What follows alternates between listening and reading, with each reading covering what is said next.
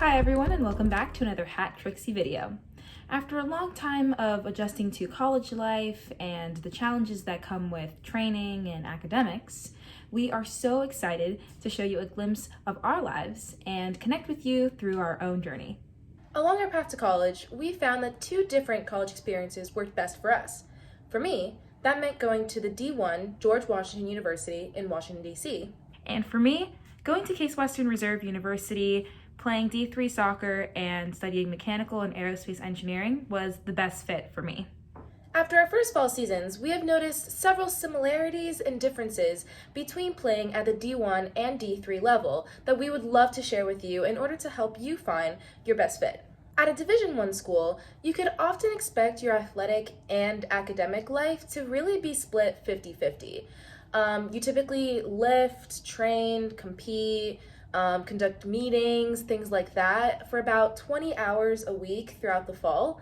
And because of that, you often have to miss classes for traveling or games.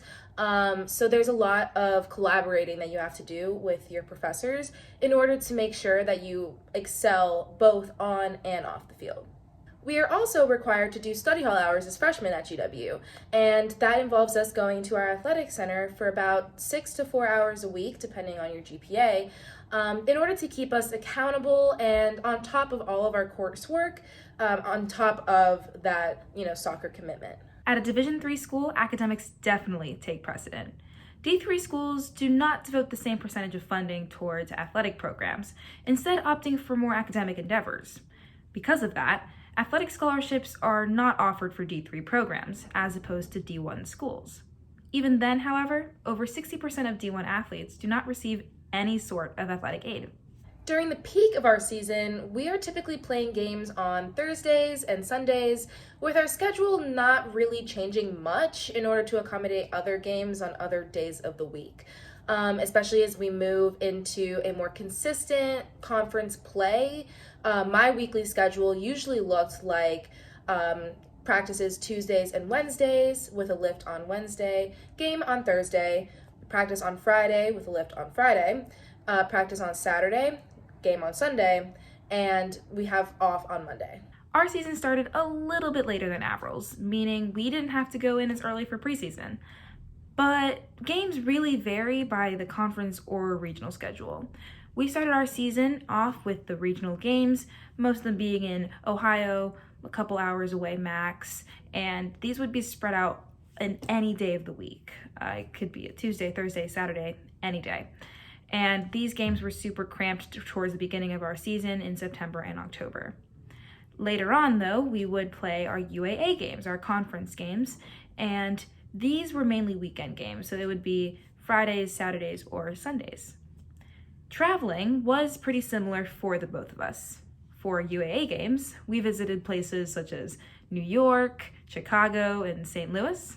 And I went to places such as North Carolina, Ohio, and Philadelphia. But now that we're in the spring, we don't travel nearly as much. But we do train a lot more. So after a few 8-hour training weeks, to help us get back into the swing of things after winter break, we are now fully into 20-hour weeks. So what that looks like is basically training for 2 hours, 5 days a week, with 3 lifts rather than the fall's 2.